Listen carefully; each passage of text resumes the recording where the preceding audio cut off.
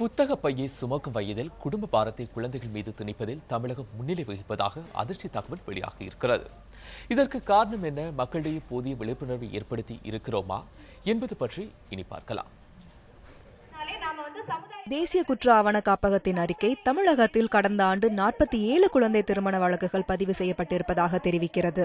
குழந்தைகள் திருமணத்தில் தேசிய அளவில் தமிழகம் முதலிடத்திலும் 44 வழக்குகளோடு கர்நாடகா 2வது இடத்திலும் இருப்பதாக தேசிய குற்ற ஆவண காப்பகம் தெரிவித்துள்ளது. மேற்கு வங்காளத்தில் 37 வழக்குகளும் கேரளாவில் 19 வழக்குகளும் பதிவாகியுள்ளன. இந்த எண்ணிக்கை தமிழகத்தில் அதற்கு முந்தைய ஆண்டு நடைபெற்ற குழந்தை திருமணங்களின் எண்ணிக்கையை விட குறைவு என்றாலும் கிராமப்புற மற்றும் வறுமை கோட்டிற்கு கீழ் வாழும் மக்கள் குழந்தை திருமணங்களை அதிக அளவில் நடத்துவது தெரியவந்துள்ளது. 18 வயதிற்கு உட்பட்ட சிறுமிகளுக்கு திருமணம் செய்வதற்கு பல்வேறு காரணம் கூறப்பட்டாலும் காதல் திருமணத்தை தடுப்பதற்காகவே இந்த திருமணங்கள் நடத்தப்படுவதாக குற்றம் சாட்டுகின்றனர் சமூக ஆர்வலர்கள். கிருஷ்ணகிரி, தர்மபுரி மற்றும் பெரம்பலூர் போன்ற மிகவும் பின்தங்கிய மாவட்டங்களில் 14 முதல் 17 வயதுக்குட்பட்ட சிறுமிகளை உறவினர்களுக்கு திருமணம் செய்து வைக்கும் பழக்கம் இன்றும் அதிக அளவில் இருப்பதாக சமூக ஆர்வலர்கள் கவலை தெரிவித்தனர். பெண் குழந்தைகள்னு சொன்னால் என்றைக்குமே ஒரு பாதுகாப்பு இல்லை.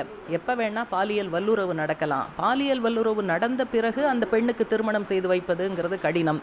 ஆகவே அந்த வல்லுறவெல்லாம் நடப்பதற்கு முன்னாலேயே நம்ம ஒரு பாதுகாப்பான சூழலில் திருமணத்தை சீக்கிரமாக முடிச்சிடலாம் என்றும் பெற்றோர்கள் நினைப்பதற்கான வாய்ப்பு இருக்குது. 2014ஆம் ஆண்டு தமிழகத்தில் 989 குழந்தை திருமணங்கள் தடுத்து நிறுத்தப்பட்டிருப்பதாக சமூக நலத்துறை அதிகாரிகள் தெரிவித்துள்ளனர். இதுபோன்று குழந்தை திருமணத்தை தடுக்க வேண்டிய நடவடிக்கைகள் என்ன என்பதை இப்போது பார்க்கலாம். பள்ளி தலைமை ஆசிரியருடைய ஒத்துழைப்பும் இதுக்கு மிக மிக அவசியம்.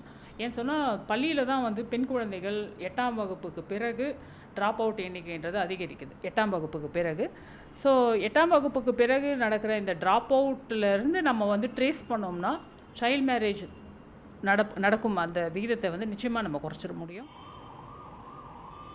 குழந்தை திருமணத்தால் பெண் குழந்தைகள் மன ரீதியாக மட்டுமல்லாது உடல் ரீதியாகவும் மிகவும் பாதிக்கப்பட்டு வருவதாகவும், குறை பிரசவம், குழந்தை இறந்து பிறத்தல் போன்றவை ஏற்படுவதாகவும் மருத்துவர்கள் தெரிவிக்கின்றனர். சமூக நல உயர் அதிகாரிகளிடம் நாம் இதை பற்றி கேட்டபோது மக்களிடையே விழிப்புணர்வு ஏற்படுத்துவது குறித்து அந்தந்த மாவட்ட சமூக நல அதிகாரிக்கு உத்தரவிடப்பட்டுள்ளதாகவும், மக்கள் செல்லும் பொது இடங்களாகிய ரயில் நிலையங்கள், பேருந்து நிலையங்கள், குழந்தைகள் அதிக அளவில் கூடும் பள்ளிகள், கல்லூரிகள், கோவில்கள் போன்ற இடங்களில் சைல்ட் லைன் எனப்படும் 1098 நம்பரை பிரபலப்படுத்துவதற்கான நடவடிக்கை எடுக்கப்பட்டுள்ளதாக தெரிவித்துள்ளனர். ஆனால் சென்னையில் இதுவரை நாம் கண்ட இடங்களில் எங்கும் சைல்ட் லைன் எனப்படும் 1098 பிரபலப்படுத்தும் நடவடிக்கை எங்கும் காணப்படவில்லை. சென்னை போன்ற பெருநகரங்களில் இந்த நிலைமை என்றால் மிகவும் பிற்படுத்தப்பட்ட மாவட்டமாக கருதப்படும் பெரம்பலூர், தர்மபுரி போன்ற மாவட்டங்களின் நிலைமை கேள்விக்குரியதாகவே உள்ளது. ஒளிப்பதிவாளர் பிரீத்தியுடன் வினிதா, நியூஸ் 7 தமிழ், சென்னை.